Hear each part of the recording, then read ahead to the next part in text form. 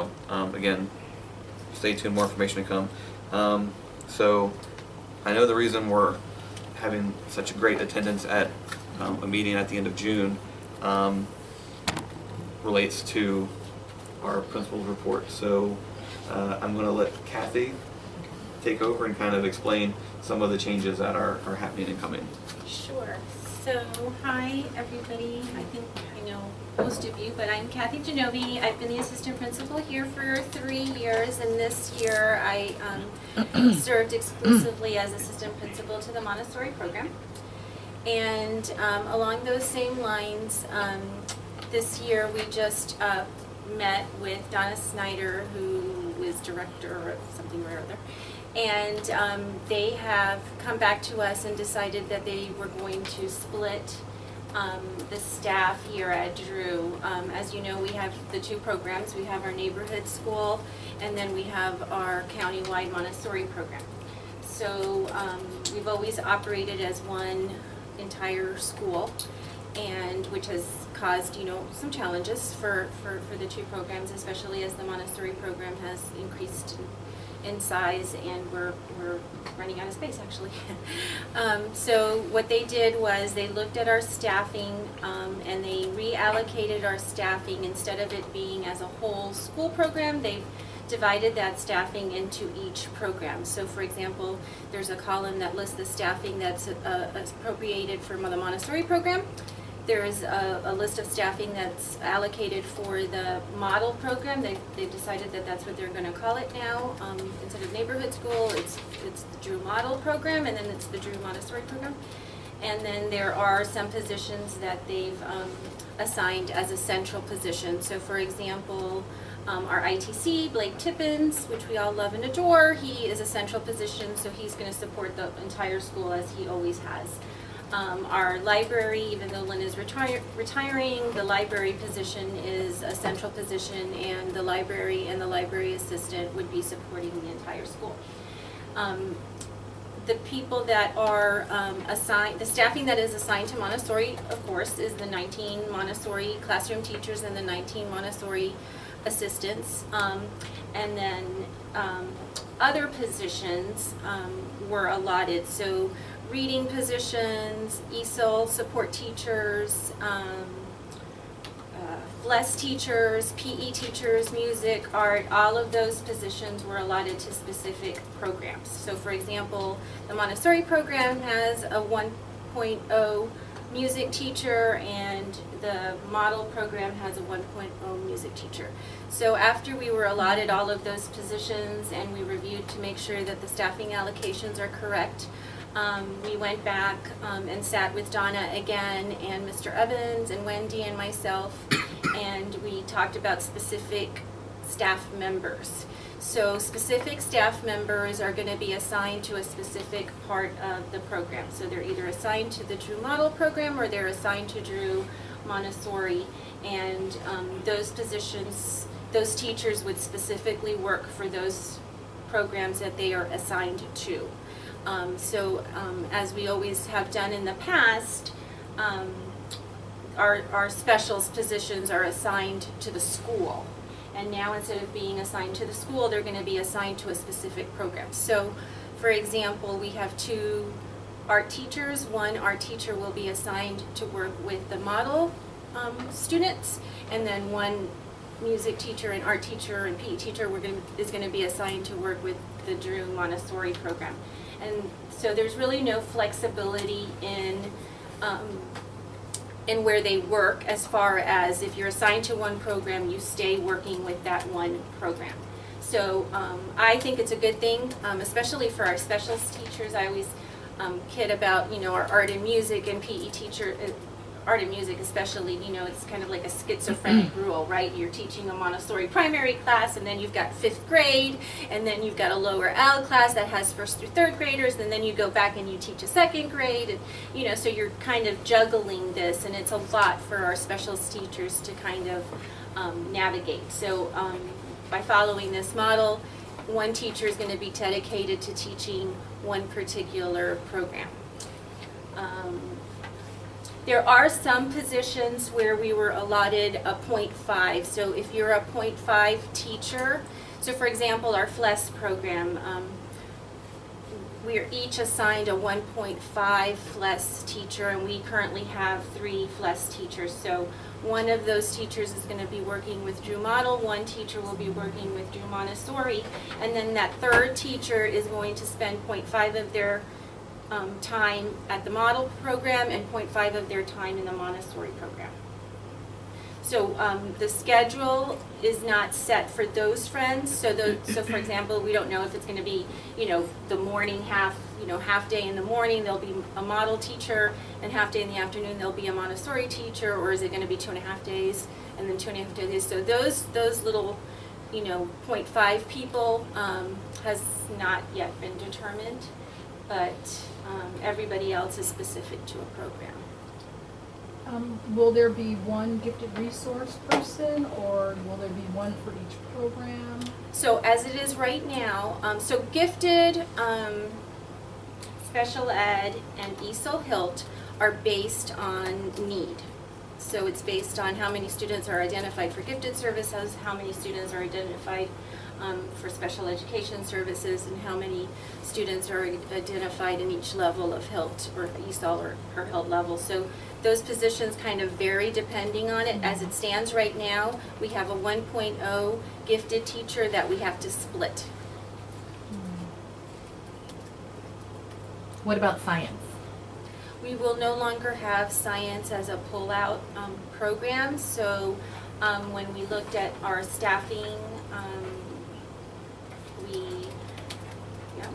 HR determined that we had too much staff, and they pulled those positions. So those positions were actually classroom positions, and they need to go back into the classroom. So those teachers have been offered a classroom position, and then it's up to them whether or not they can do it. Schedule is something I forgot to mention. So I think last year, for those of us who have been here, last year the reason they gave us all this additional staffing was so that we could create 2 schedules for each program to run independently. It sounded good in theory, it didn't work in reality. It just gave us more people. And so I think with the division of the staff, because they're assigned to the specific program, we're each going to be running our own schedules, and those will be running independently, because none of these specialist teachers are shared people. So I know that I have one music teacher, one art teacher, and they're only working with Montessori classrooms, and that we don't have to navigate that, having them move from program to program. Can you go a little bit more into that? Because as a parent of an upper L student, the work block was like about an hour and a half. Mm-hmm. Yes. It was a really there's abbreviated work block. So yeah. How will the new setup help with providing more time for the teachers to be with their children? So that's going to be, I'm tackling that in a couple of different ways. So, and I met with the Montessori teams. So ideally, every classroom would have their 3-hour work block in the morning, which would be lovely, but then you've got a whole bunch of people that have nothing to do all morning long, right? And nobody really wants to work half a day, right? So you're not going to have 2 art teachers that just happen to want to work from 12 to 3:30 or something. So what we're hoping to do is, I haven't gotten started on the schedule, that's my plan for next week, but having the 3-hour work block, but you might not have it every day at the same time. So we're going to rotate the people that will have it in the morning, and then the people that will have it in the afternoon. Because we have the 1 art teacher, the 1 music teacher, we have a 1.4 PE teacher. Let me tell you this part. So they've also reallocated kind of what our requirements are for planning time for teachers and for specials. So if you are a pre-K through 2nd grade teacher, you need to have 45 minutes of music, 45 minutes of art a week. And if you're 3rd through 5th, you have 60 minutes of art and 60 minutes of music once a week. Everybody that is K through 5th will have 3 30-minute blocks of FLES. So you have to have FLES 3 days a week, and it needs to be for 30 minutes, and these are not negotiable, so it has to be planned this way. And then if you are pre-K through second, you have 2 30-minute PEs a week, and if you're third through fifth, you have 3 30-minute PEs. And it has to be laid out that way. So my thinking for making sure that we really maximize our instructional time is, so just imagine you are a second or lower L teacher, right? You'd have art, let's say, on Monday for 45 minutes, you'd have music on Tuesday for 45 minutes, and then you have 3 days left, and ideally this is what we're planning, is your FLES and your PE will bump up against each other, and that'll give you either 2 days for lower or 3 days for upper, where you have 60 minutes of planning time. And then on those days, the teachers can have either a planning period, a team meeting, or they'll have a PLC meeting where we work on instruction. Something else I was going to say. Another thing that happened, I think, this year is last year the schedule kind of came upon us, I think, with the transition of our new principal and everything. It just kind of fell together really, really quickly. And what ended up happening is we send that schedule out, and all of the resource teachers take that schedule and plan their time with students based on that schedule. So, you know, our gifted resource teacher will do that, our speech teacher will do that, you know, our OT person, all of our special ed teachers, our reading intervention teachers, our ESOL Hill teachers, they'll all look at that schedule and they'll figure out when they're going to pull students. And that's the part of it that I think kind of fell aside, because I didn't go back and check everybody's schedule. So this year I've spent some time prepping and talking to the teachers to make sure that we're not pulling students during their 3-hour work block, and that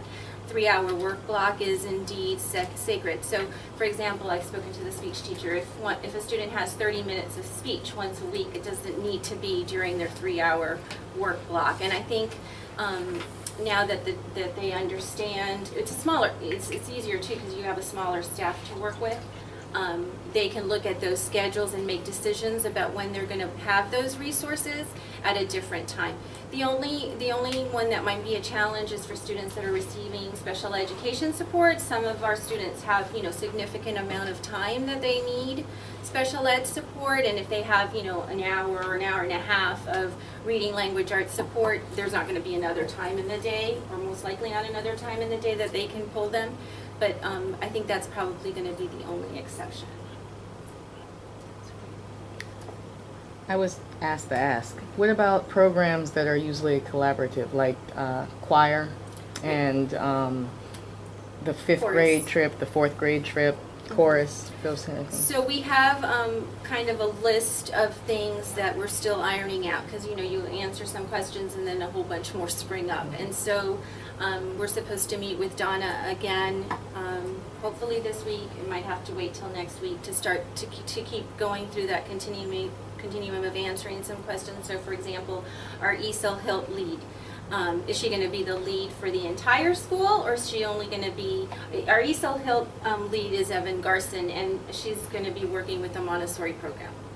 When we talked about specific staff, we kind of assign people. So Evan is assigned to work with the Montessori students, right? But she's a .4 ESOL lead, which gives her 2 days to plan for the needs of the students across the whole school. So in my conversation with her, I said, well, what do you think is easier? What do you think is best? Do you want to plan for the entire school, or do you want to plan just for Montessori, as far as like access testing and all this stuff that has to be planned? So she's kind of percolating that over. So her thought is, okay, I've been doing it, so I can go ahead and continue to do that. But then if you think about it, .4 of her position is that planning part, so that takes .4 of her time away from working with Montessori students, because she's not working with students then. So then it becomes, okay, are we going to have an ESOL lead in both the model program and the Montessori program, and then they each take .2 of that. So and I don't have the answer to that because we haven't decided. And so we're looking at our instructional lead, you know, all of our lead positions. We have a special ed lead teacher. We have other lead positions, you know, around the building, like our science lead is a Montessori teacher.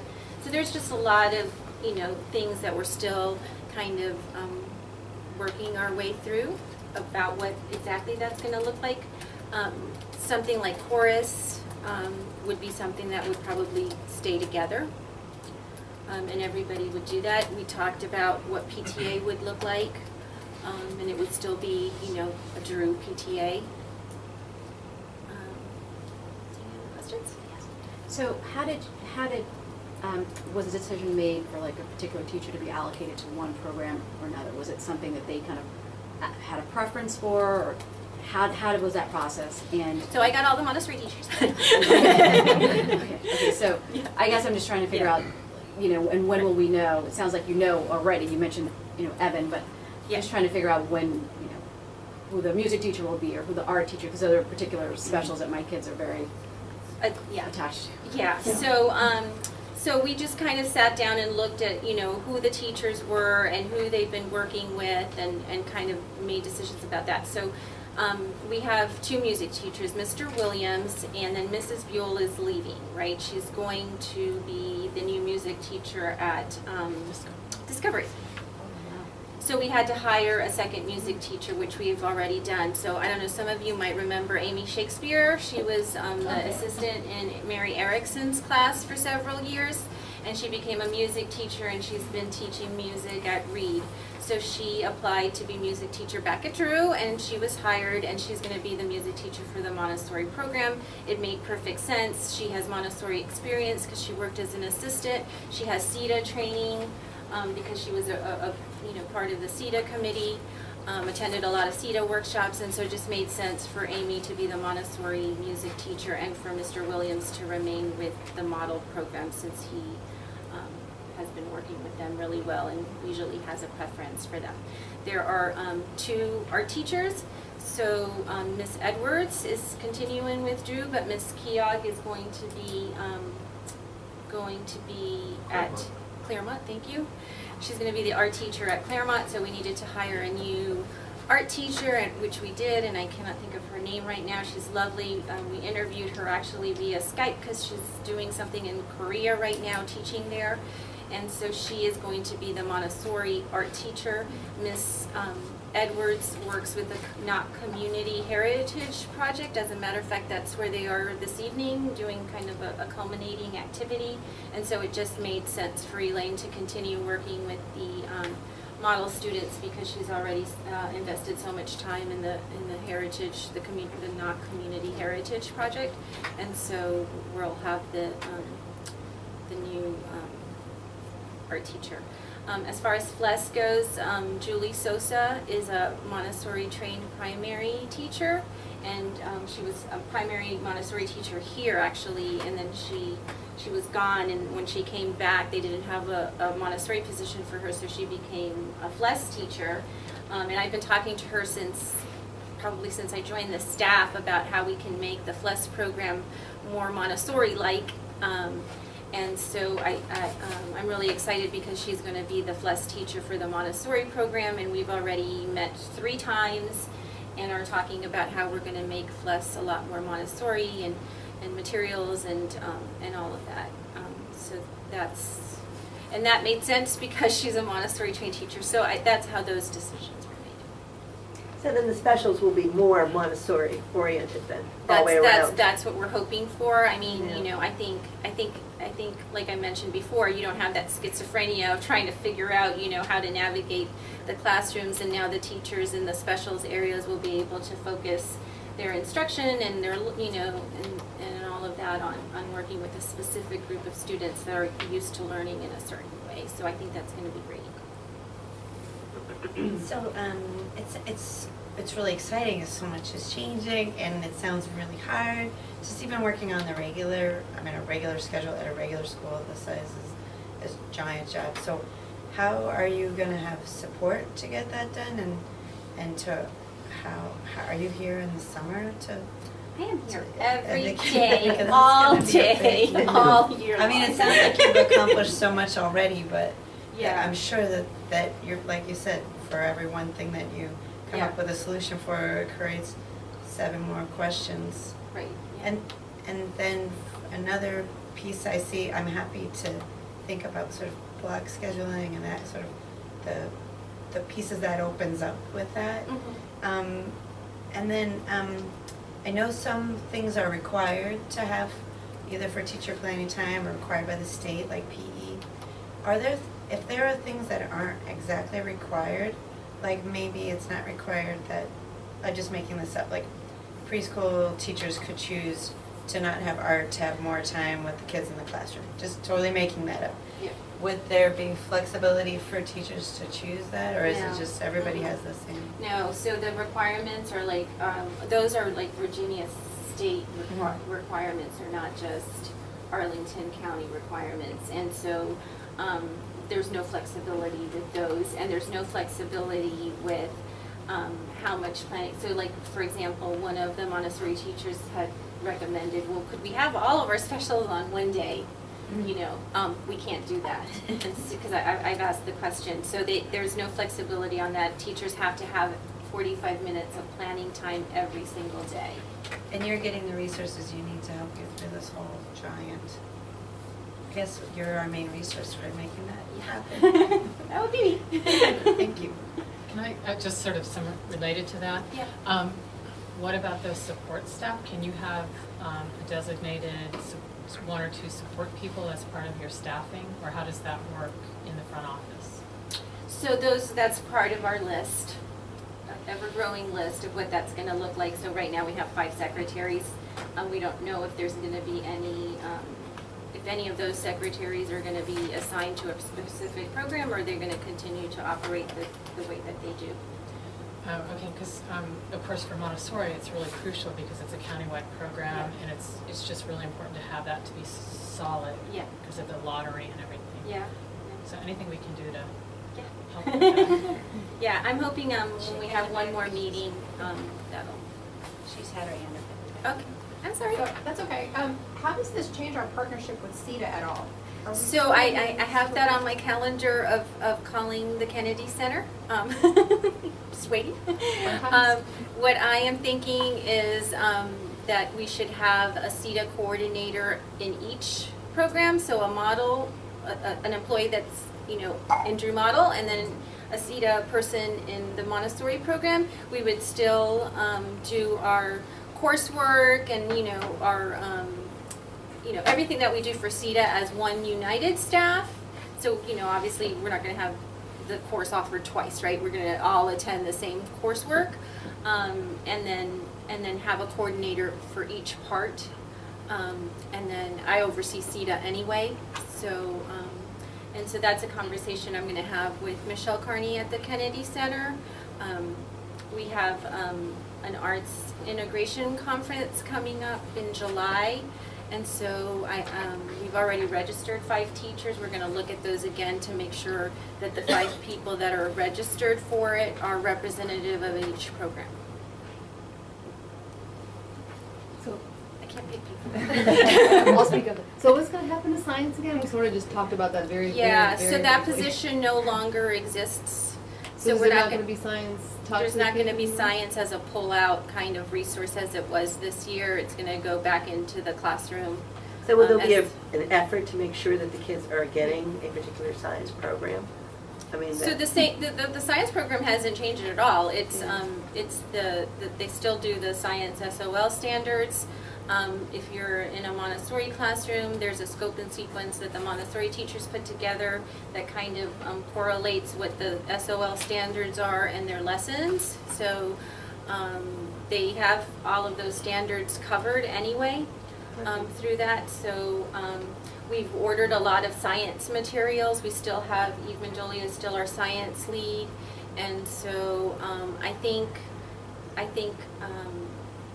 that'll just continue. It'll be part of our professional learning. We do reading, we do math. We'll make sure that we talk about science as part of that, and that the teachers continue with that instruction in the classroom. You know, most of the Montessori teachers were not really thrilled with it, and it caused even more disruption in the work cycle, because then that was an additional time that the students had to stop what they're doing and go to science. So. One question about the, it sounds like, so we have 2 music teachers and 2 art teachers now. They're one to the model and one to the Montessori. Mm-hmm. I don't know what the exact numbers are, but last time I looked, there were a lot more Montessori students than model students. Yeah. What does that say for the relative workload of the respective art and music teachers? Yeah, so the staffing allocations were done by Human Resources.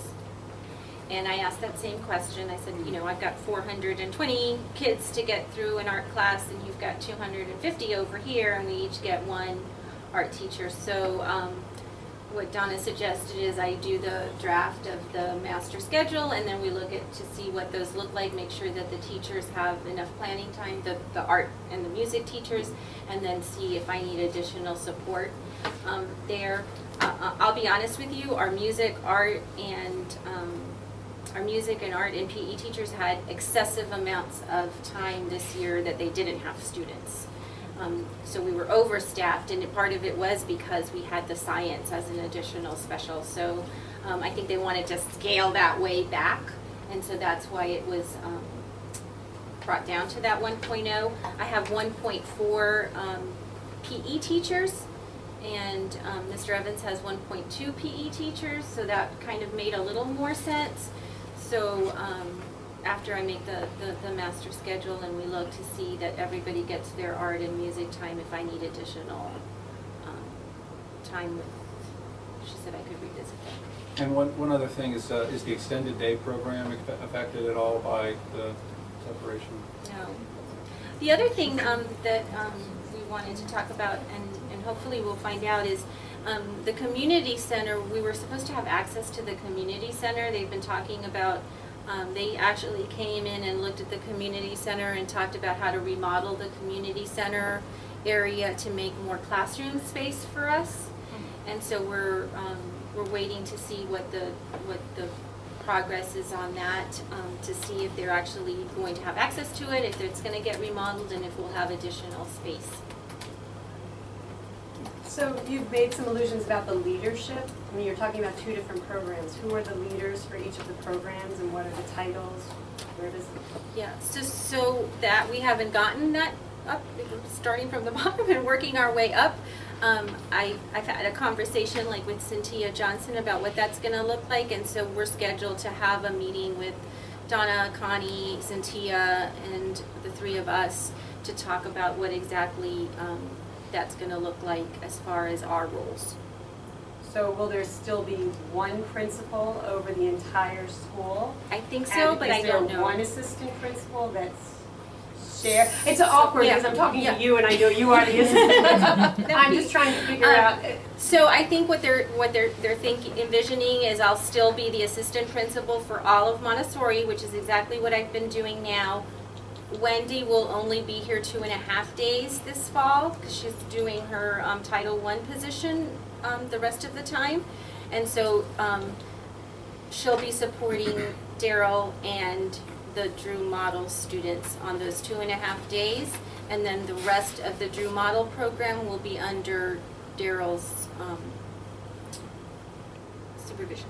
And that's one thing we hadn't actually. I don't think we had not officially announced through the PTA. So this year we had Wendy Phillips, and she's been an amazing asset to our school. But she technically was never on the books as an employee of Drew Model. She's been under the Title I supervisor position.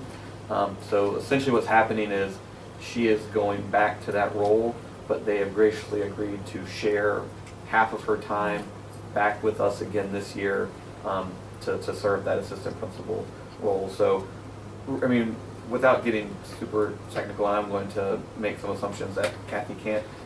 But our kind of guess is that when they make the final decision, that Mr. Evans will kind of remain in his role as the principal for the entire school, but he will be much more focused on the model program with the support of Wendy, and Kathy will have essentially the Montessori program as kind of the primary resource for that. She will also have support from Mr. Evans, kind of from an administrative role and kind of some of the larger facility-related issues that come along with that. So Kathy's not completely by herself. At least that's kind of what seems logical, but we'll wait and see how it shakes out. So, would we have two separate budgets? That's a good question. And then my second question is kind of based on what Evan just said. For example, my child's having discipline issues, and he gets sent to the principal's office. That's me. Does he come to you? And then we do that now.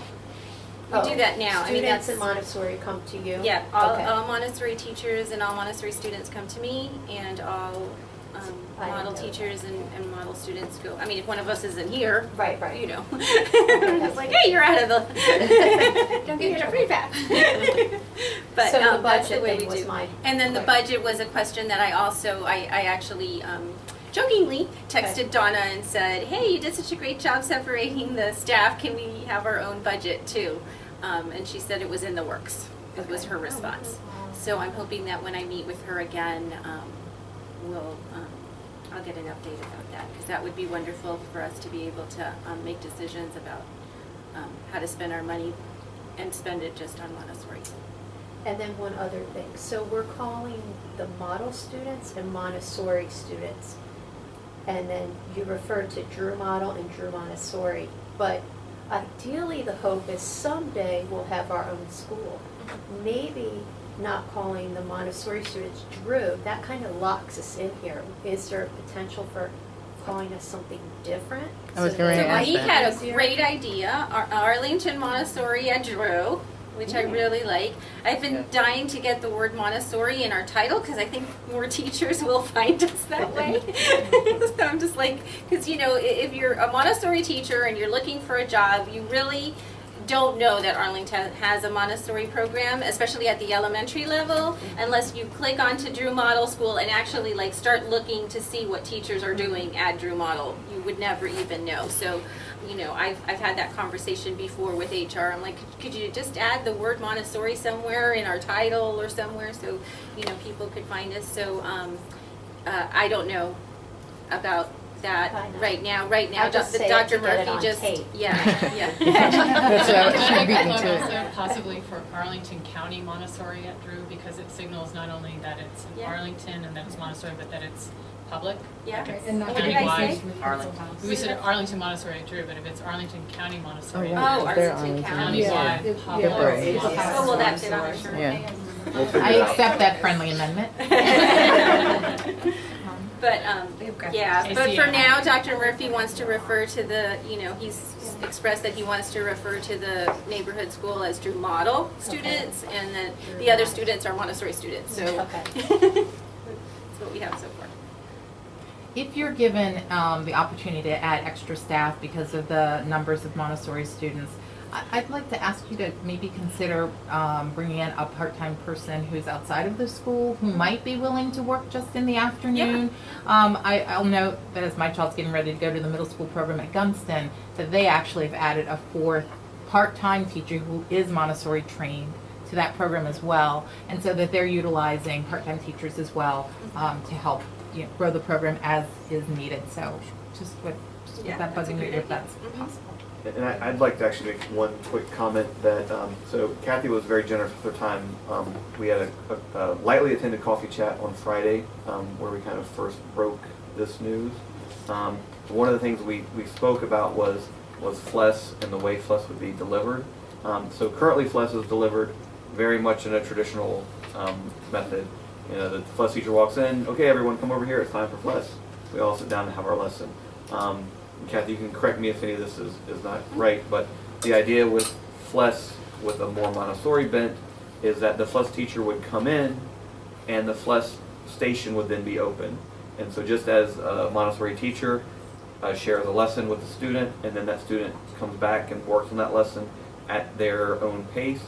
That would be very similar to the way the FLES stations would then work. And so that material would be in the classroom, not just when the FLES teacher was there, but the FLES teacher would be sharing those lessons in the same way that all the other lessons in the classroom are shared.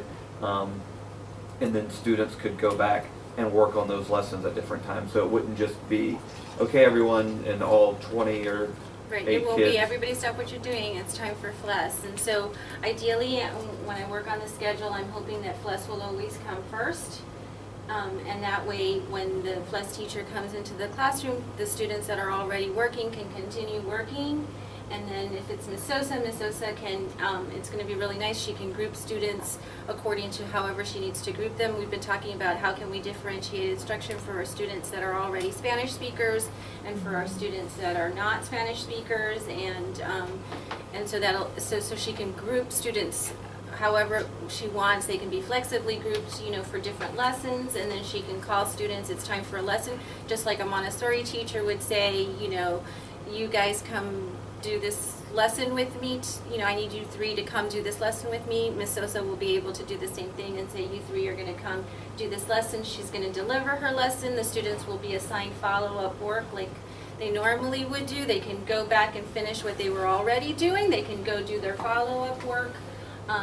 She's putting together a wish list of Montessori, Spanish language Montessori materials. I had brought her back from the conference some information about a vendor that I saw there that had some fabulous materials. So she went on actually she just stopped by my office today. She went on the website today and told me she wants everything, which we're just gonna have to curtail that a little bit, but she's really excited about ordering some new materials. There's a new FLES supervisor, so she's worried about that too. So I promised her that this, at some point this summer, I will ask Donna to facilitate a meeting between us to talk about, you know, what the Montessori curriculum, Montessori pedagogy looks like, and how we want FLES to look like, and how she's still going to be able to cover the requirements that the FLES department, you know, gives her, you know, in the classroom. And so the really cool thing about that is that FLES time will actually extend the work block. So there won't.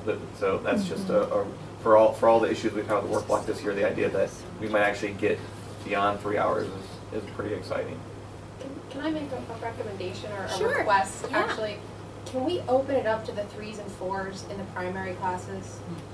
We have revisited that over and over again, and the new supervisor was really clear that the program is meant to be for students K through 5th. That's what the curriculum is written for, and that they are not willing to include the 3 and 4-year-olds in that. That makes it so difficult in a Montessori classroom. I mean, it's especially at that age when you know that their language, that's when they should be learning the language.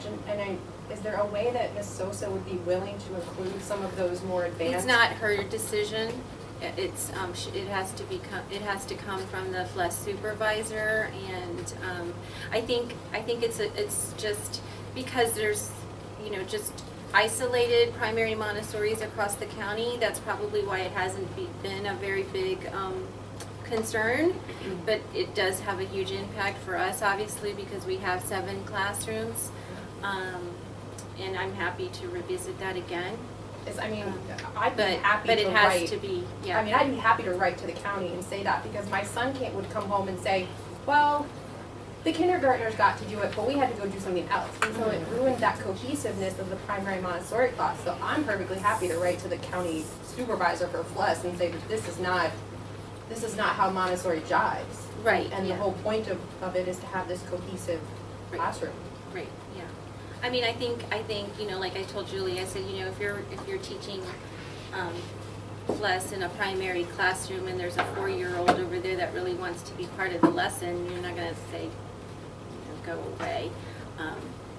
So, you know, I'm hoping that and then the materials, we're hoping to have materials in the classroom, so, you know, Can I just say something? Like, when they give the great lessons in the classroom, remember they give them to the but then the other kids are invited to listen if they want. I mean, that would seem like a natural same, unfolding of less in a primary classroom. I mean, right? So, Or so even if we're not officially doing it, Yeah. it's happening probably. Or I know sometimes one child will be getting an assessment and then the other children want to be involved, and sometimes the teacher ends up giving multiple assessments at the same time because the kids want to do. Maybe we should just adopt a statement that what happens in FLES stays. Can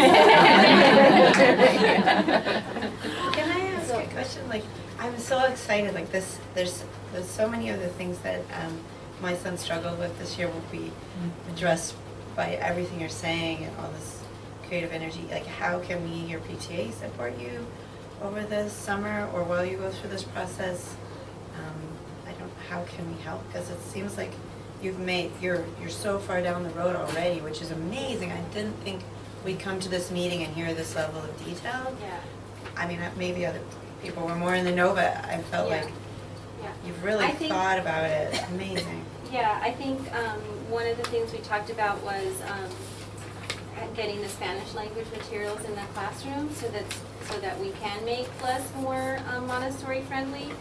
So talk to PTA to see if they're willing to help make materials to get those ready, depending on the whole budget situation. We can laminate. Yeah. We can laminate. I will note that the materials center over at SciPex no longer got cut from the budget. So where are we going to go laminate? I don't know. Staples is very cheap. Right. So. I laminated here when I we have a laminator this. here. Maybe we could have a summer some group. Spanish cards. A laminate goes in the machine every quarter or whatever, and when it's gone until the next. But if we have our own budget, right, we can buy our own laminating. So we could ask certain parents can sponsor it for their class. Right. And then the other piece of that is I'm still hopeful that we might have access to the community center, and that if that construction is done and that area opens up, there might be teachers that are going to be moving spaces. And so we're going to look at whether we have more space to have maybe 2 art rooms and 2 music rooms, or different things like that. Or music in the classroom. She had a question. So will this changing the class size at all for the Montessori, since we have a lot more students? And how will your staff be different? Will you provide a list of all the teachers for the Montessori? And vice versa, both programs. But here's the list. These are all the teachers for one side versus the other. Right.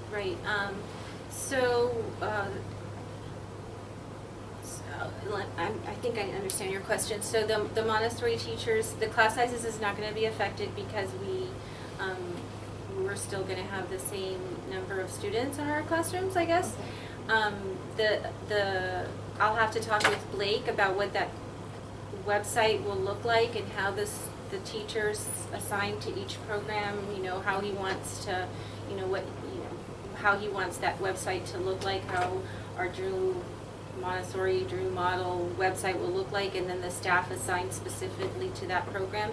As far as like new staff coming to Drew, we'll do what we did last year, which I think it was in August. We sent out an email with introducing new teachers and a little blurb about them. So we'll do that again, and then I guess on that, of course, we'll also include a Drew model art teacher or a Drew Montessori. Who's going to be the new PE teacher, or the Montessori PE teacher, I guess it would be? So Yogi Ford will be the Montessori PE teacher, and then Kenyon Span will be the model. I'm sorry? Oh, I'm just. Oh, okay. And then Kenyon Span will be the Drew model teacher. And did I say that right? Yeah. Mm-hmm. And then Sean McGee will be .4 Montessori and .2. So he'll be with us 2 days a week. We haven't figured out what those 2 days are, so I'm really eager to get this week done so that I can work on the schedule, so that if I can beat Daryl to finishing the schedule, then I can pick the days that we have Sean McGee, because he won't have an opinion yet. We need to send Genius for the Genove's coffee. Yeah. Now that we're 2 programs, does that mean now the scores and everything will be announced separately? No, we're still one school that reports to Virginia, and we still keep our Title I status. But like Wendy talked about, she gets Title I money, and so she'll be allotting that money to the Montessori program or to the model program because it's all Title I under the one umbrella.